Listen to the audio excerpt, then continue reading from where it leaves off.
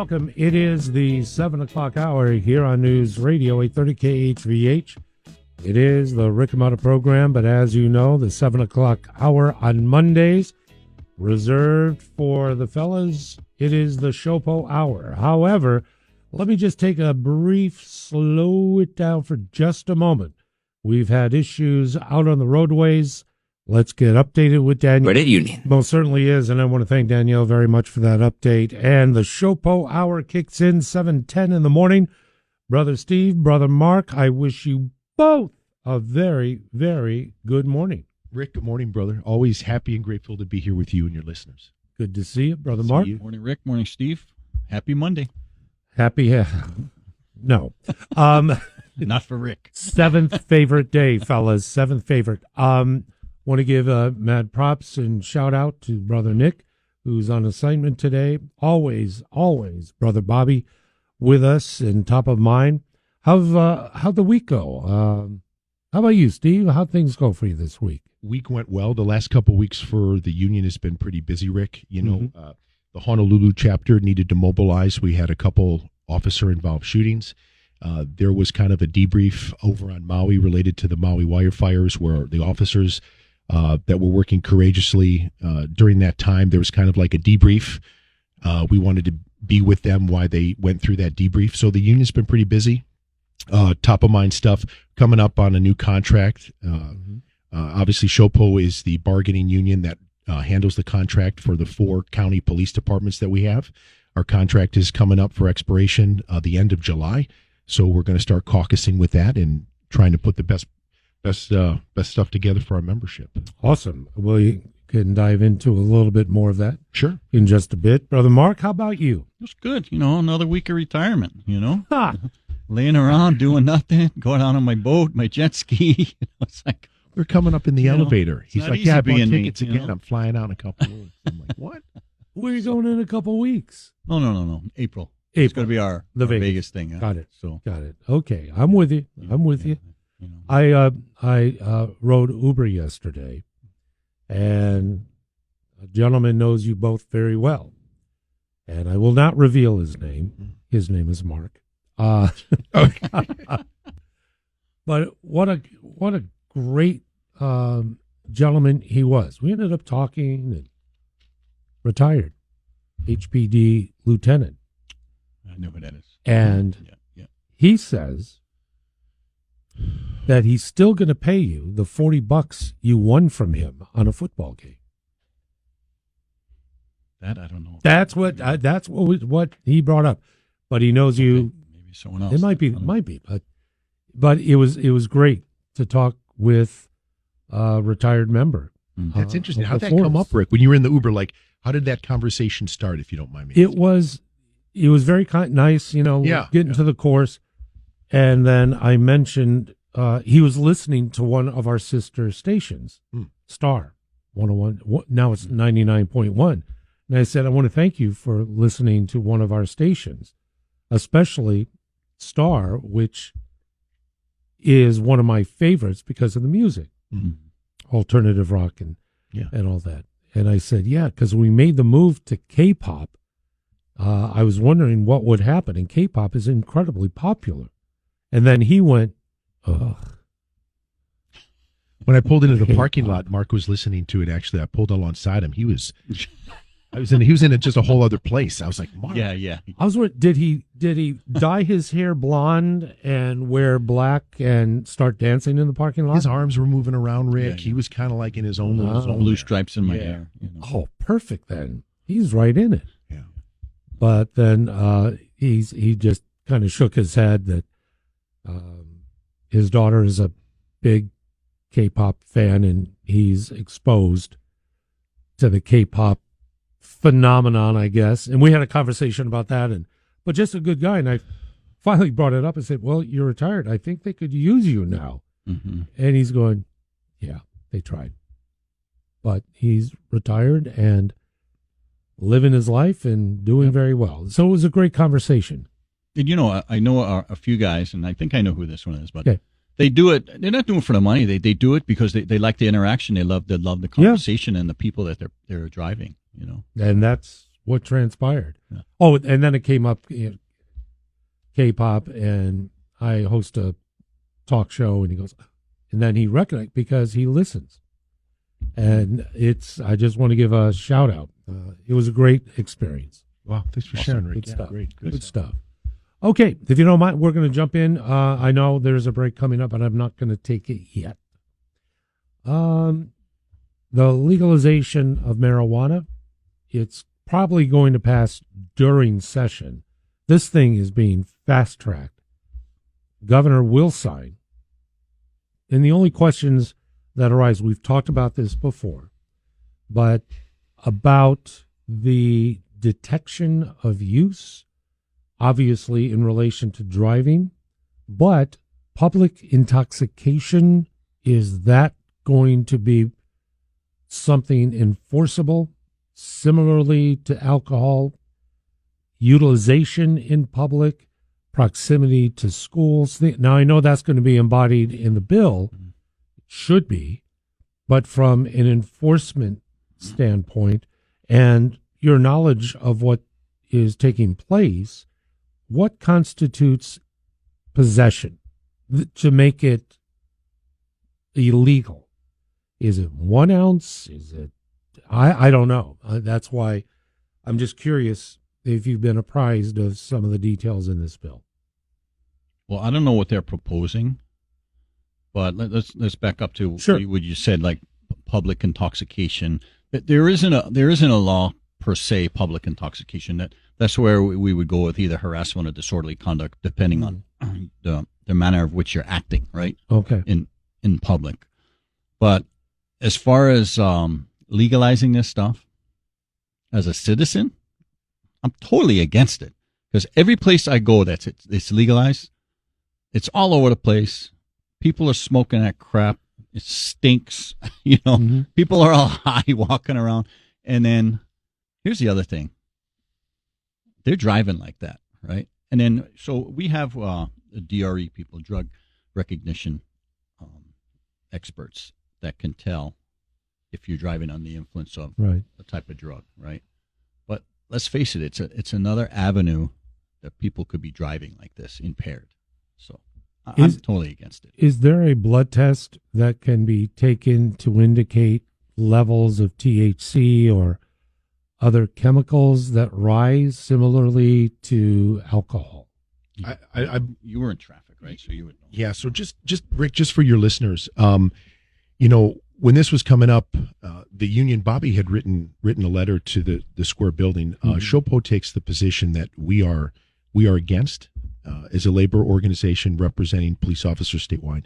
We're taking the position against legalization of marijuana. And I know that this is people have very strong opinions on this. Some people say it's not like other drugs. There could possibly be some medicinal usages that can help out in Parkinson's and some other neurological issues. And I think it's important to recognize that. But as a street cop, I thought that's why we went with the medical marijuana card. And there was a level of supervision there, where if we want to look at this as a form of treatment for illness and for whatnot, that it could improve someone's quality of life that was suffering from a debilitating illness, that the medical marijuana card would kind of address that side, which is why it was called medical marijuana.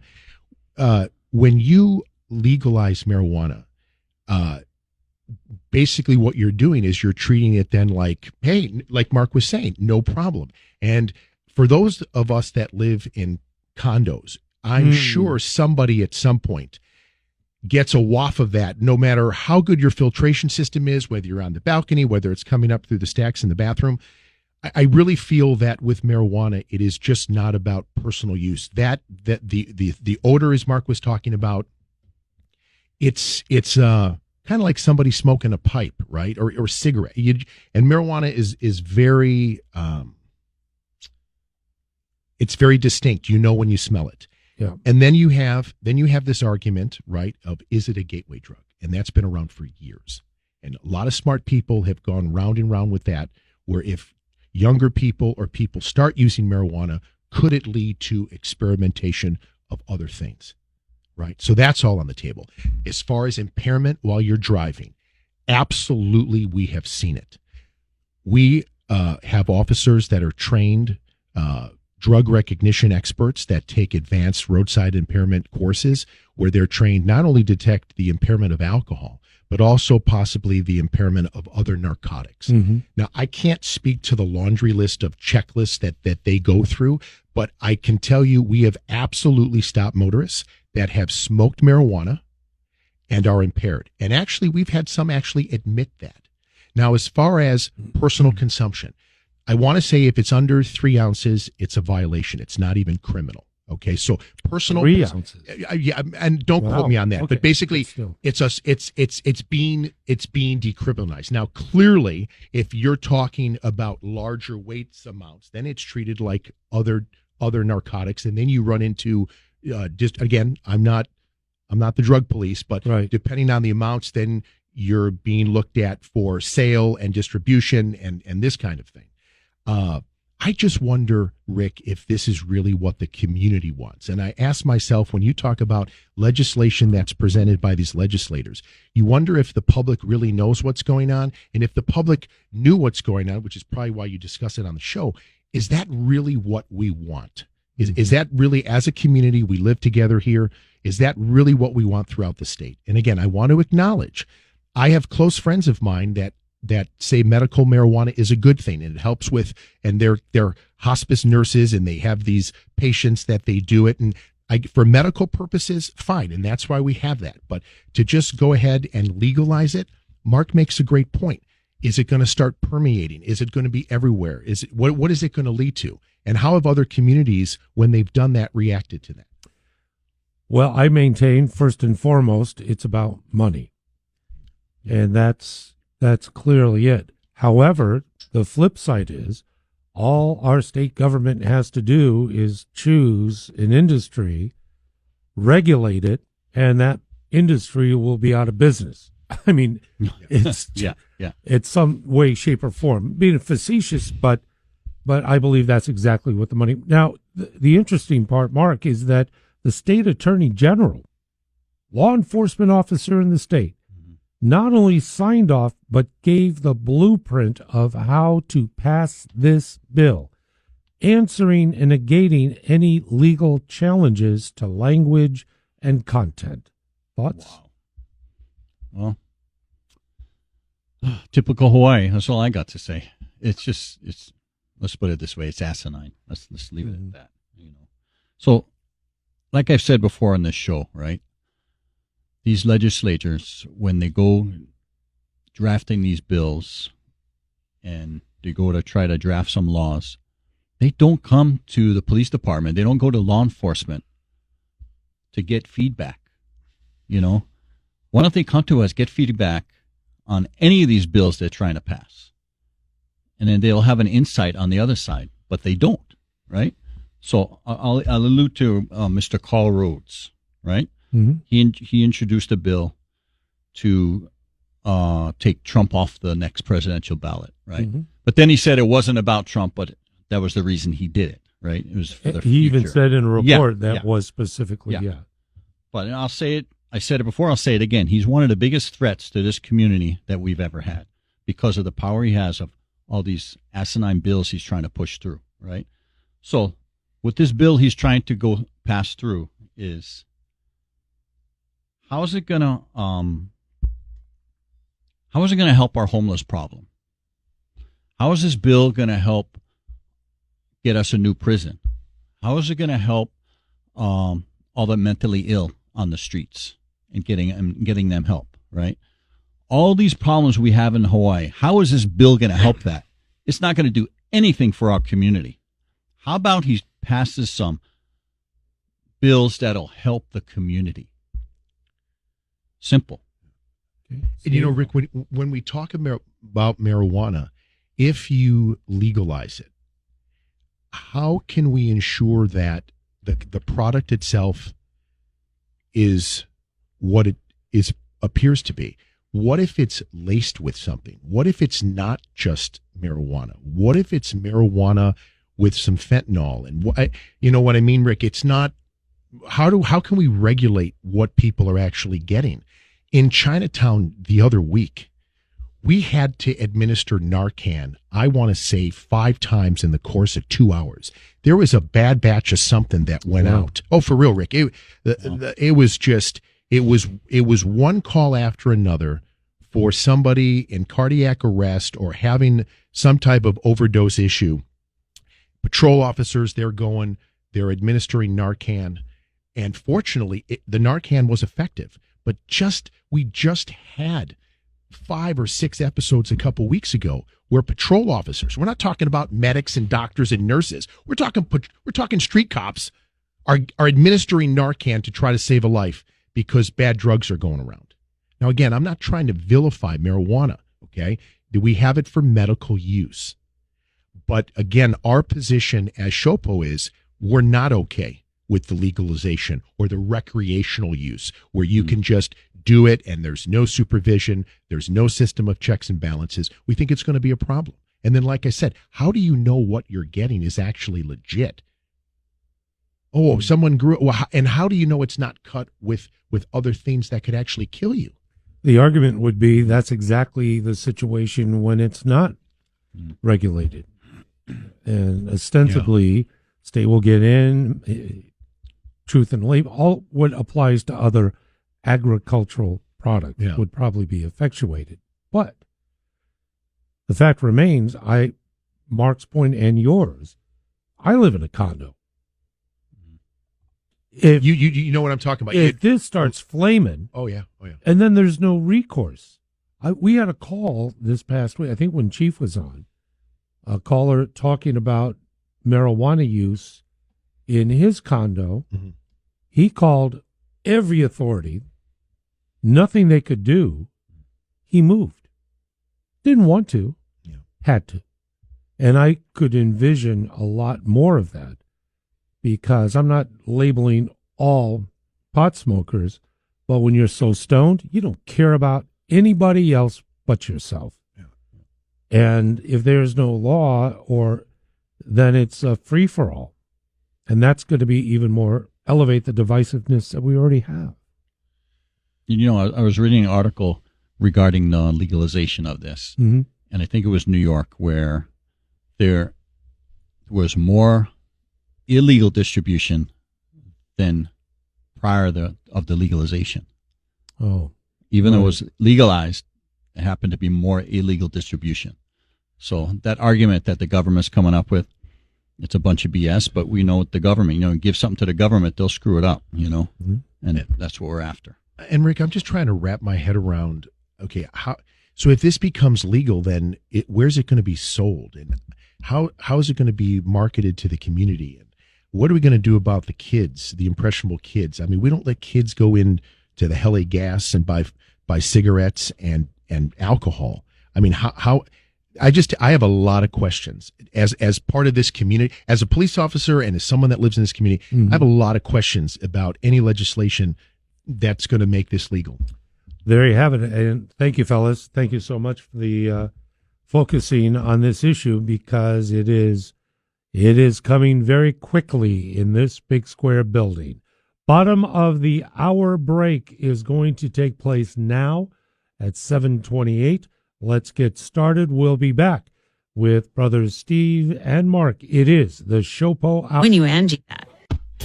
It's the SHOPO Hour on News Radio 830 KHVH.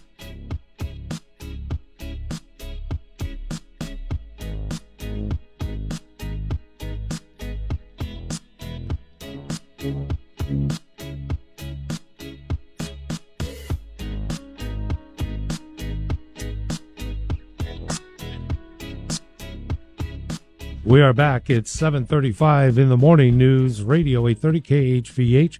The SHOPO Hour continues with Brother Steve, Brother Mark, and Brother Nick on assignment today. Brother Bobby, always thinking of you. 7:36 in the morning. Plenty on the agenda. If you don't mind switching over just a little bit. Pardon me. Chemical attack. This story, unbelievable, but not, because it happened last year. Mililani, and this whole scenario. The questions come up. The individual was arrested and bailed out the day before, and then perpetrated what has now been classified as a random attack. However, in a relatively short amount of time, HPD was able to locate and arrest. Thank you for that part of this story. What is the next part of this story?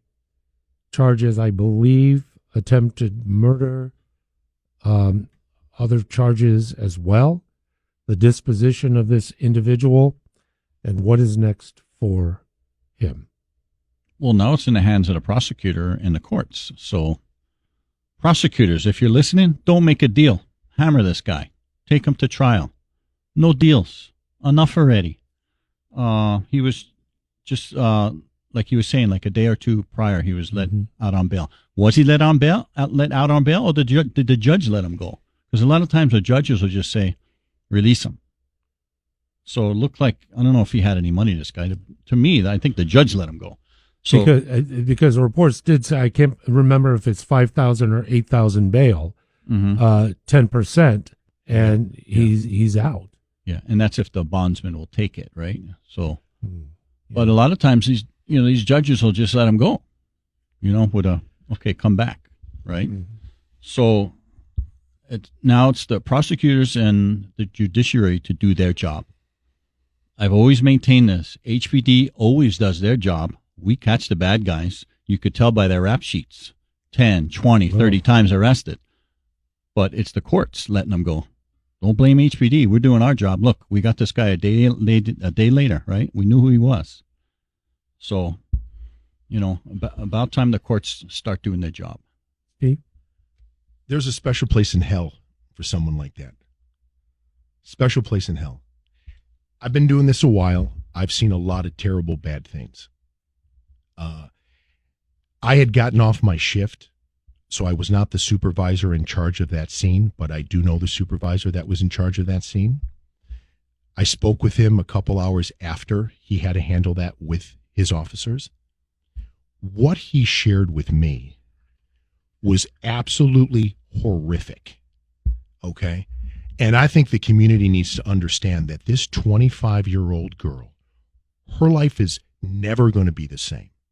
She had a chemical put on her, okay, that ate through her in a way that I don't think human eyes have seen before. There were good Samaritans that attempted to come to her aid and bring her back into the fitness center to try to wash off some of this. Horrific. Injuries were catastrophic. Yeah. Catastrophic, Rick. And I wasn't even there, but when the sergeant was explaining to me what him and his team saw and what they walked into, unbelievable.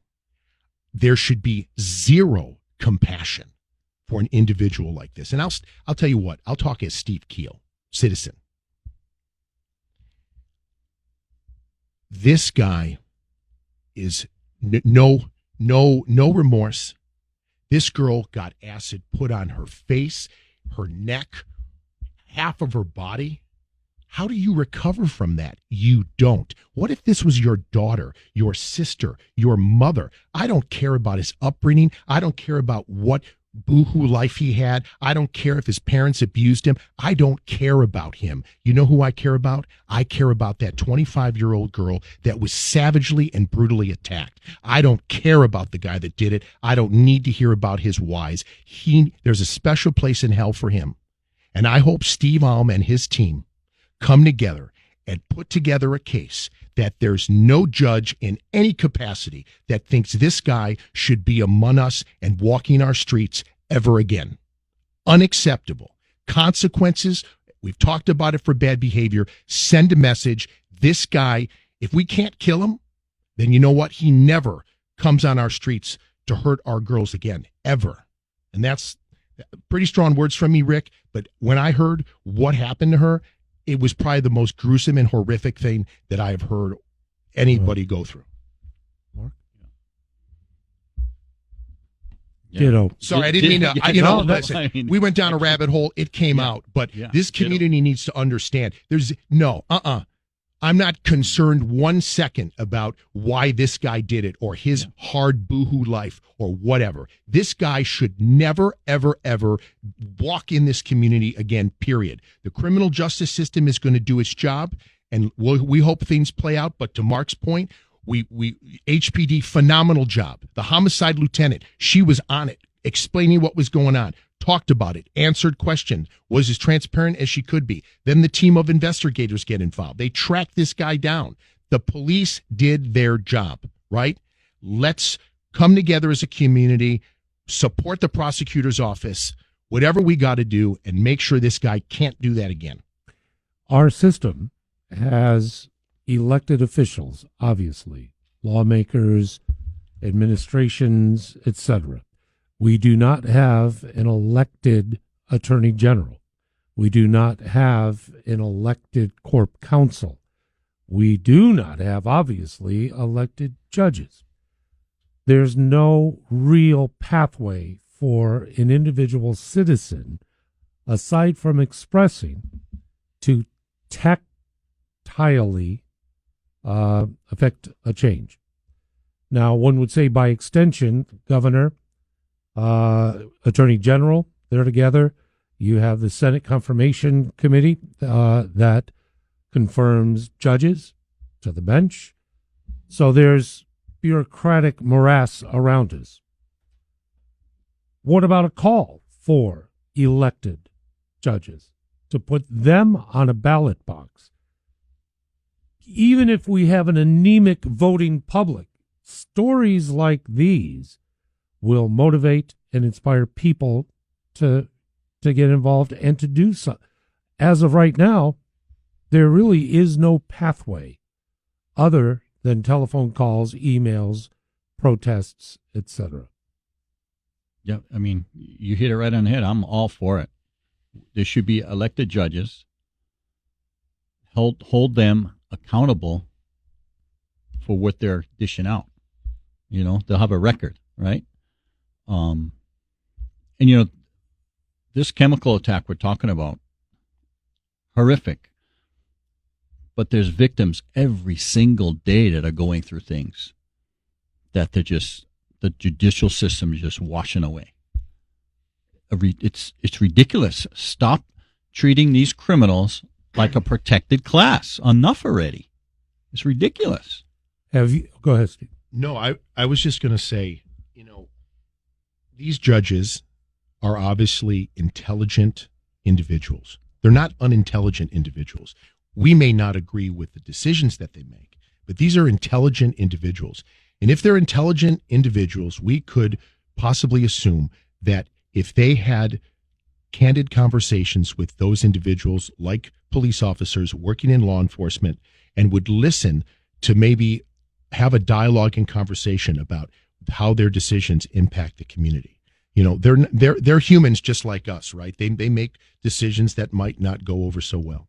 But we need to, I think, have a dialogue where if the different branches, if the different we'll call it different units within the criminal justice system could come together, because these judges, they're obviously hardworking people, they're intelligent people. Again, we don't like some of the decisions they make, and they make it with this kind of emperor kind of impunity. But if somehow, some way, they'd be open to having a dialogue and just get some feedback. So consideration of others' viewpoints could come in possibly some of their rulings. And Mark brings this up all the time. Follow the law on the book of what the sentencing should be. If somebody is supposed to go to jail for 10 years, maybe you give them the 10 years. Maybe you don't give them probation for 5 years. Maybe you actually enforce the laws on the books.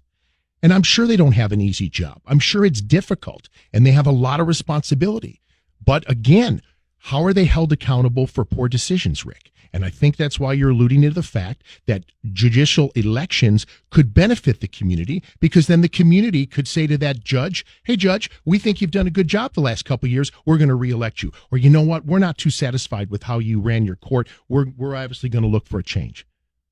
So you make a good point. There are municipalities that do accommodate elected judges. Have you heard in your travels with colleagues any other what the rates of convictions, imprisonment, consequence, or anything? In other words, if they know that they're held accountable for their job, will they act accordingly with the constituency?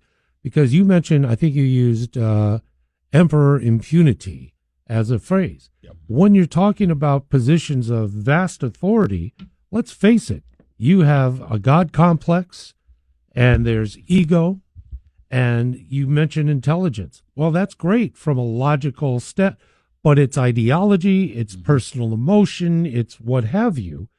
And take a look at the source of judges. How many former prosecutors are sitting on the bench as opposed to public defenders? And there is an ideological gap immediately that is going to play a role, Mark. Oh, absolutely. Absolutely. And then, again, going back to these elected judges,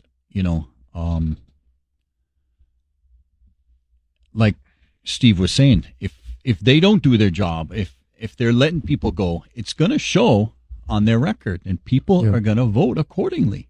Simple. So I have Jessica on the line before we take our final break. And Jessica, out in Hawaii Kai, I thank you for your patience, Jessica, and I thank you for your call. Jessica, Hawaii Kai, good morning. Hi, good morning, Rick.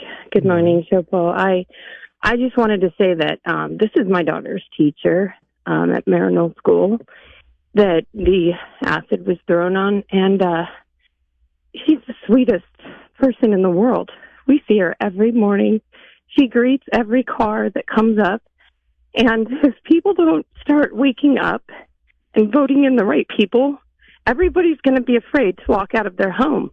And I'm telling you, this is completely, I don't know if it was random, I'm sure it was, but I can't tell you how my daughter's like going up to school saying, am I going to ever see her again?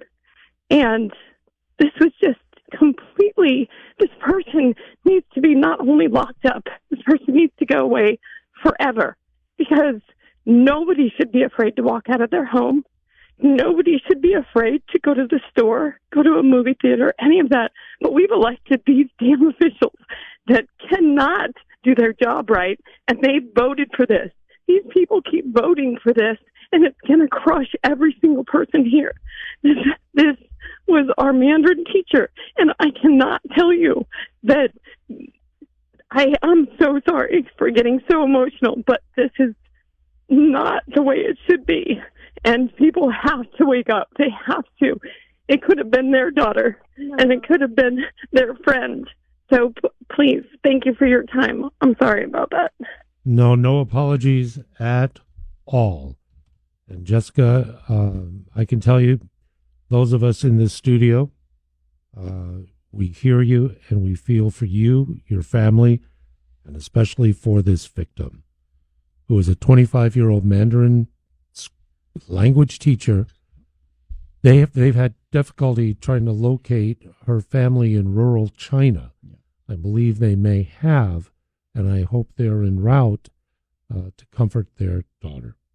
But your message is absolutely precise and clear. And Jessica, thank you so much for being a part of this program.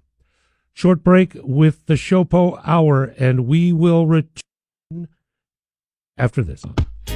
It's the SHOPO Hour on News Radio 830 KHVH.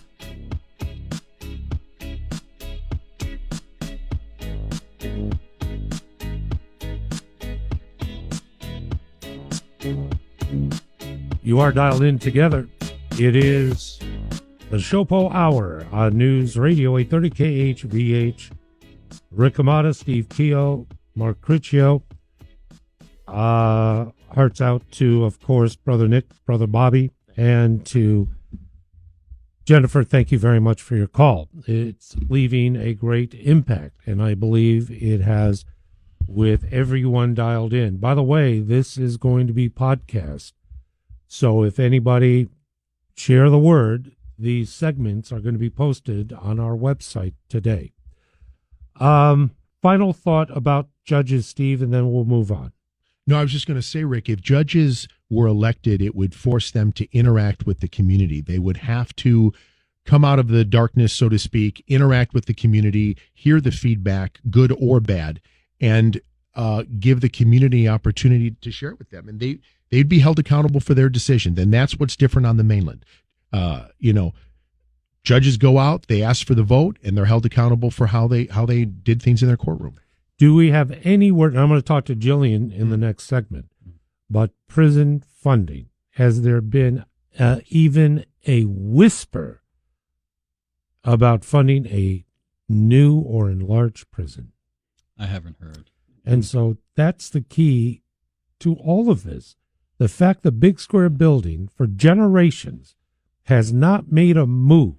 And I've mentioned this before. 30 years ago, I sat in on a House of Representative committee led by Quentin Kavanagh-Nakoa that was entertaining privatization of our prisons 30 years ago.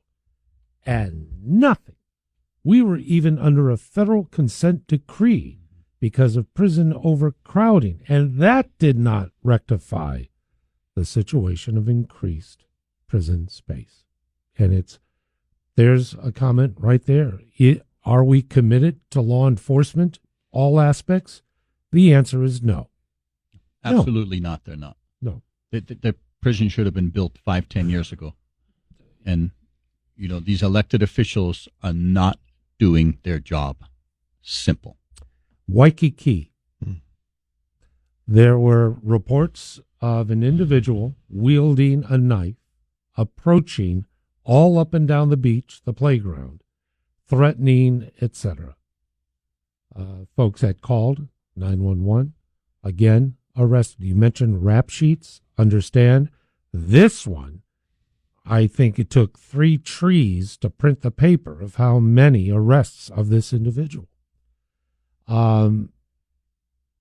This bespeaks of the work that is done every day by our officers.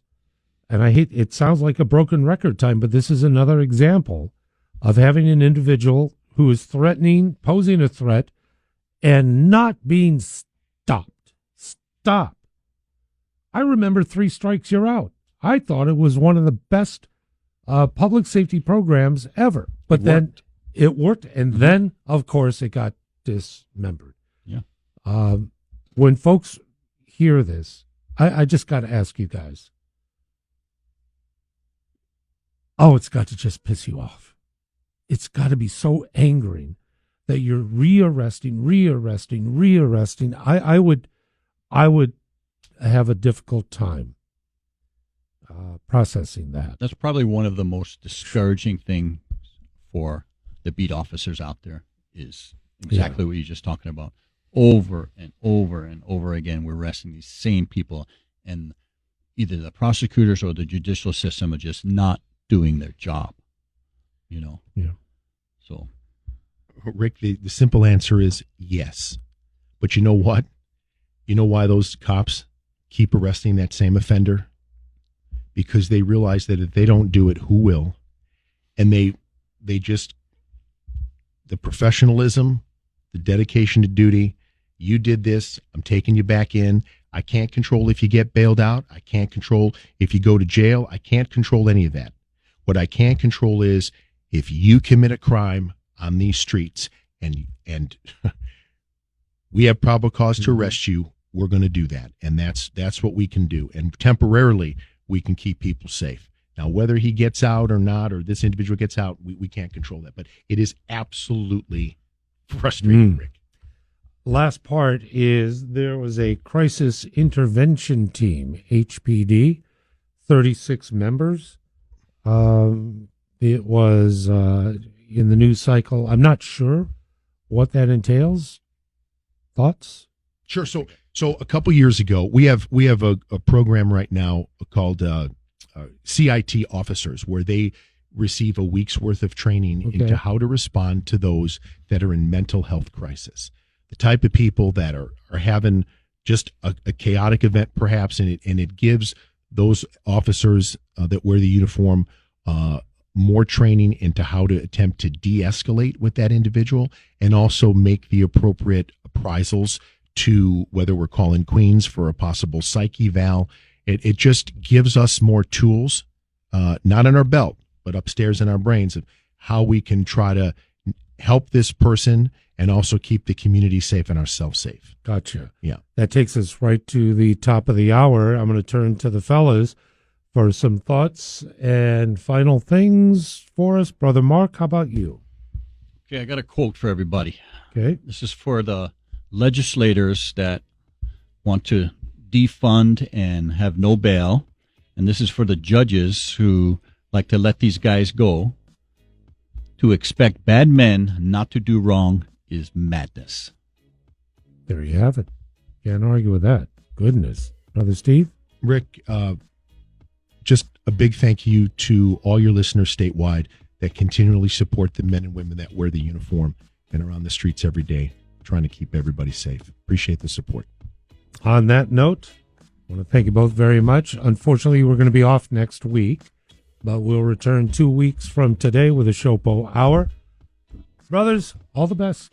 Thank you, Brother Rick. Thank you. Take care. Stand by. The Gillian Anderson Legislative Report is next after the top of the hour news, 8 o'clock.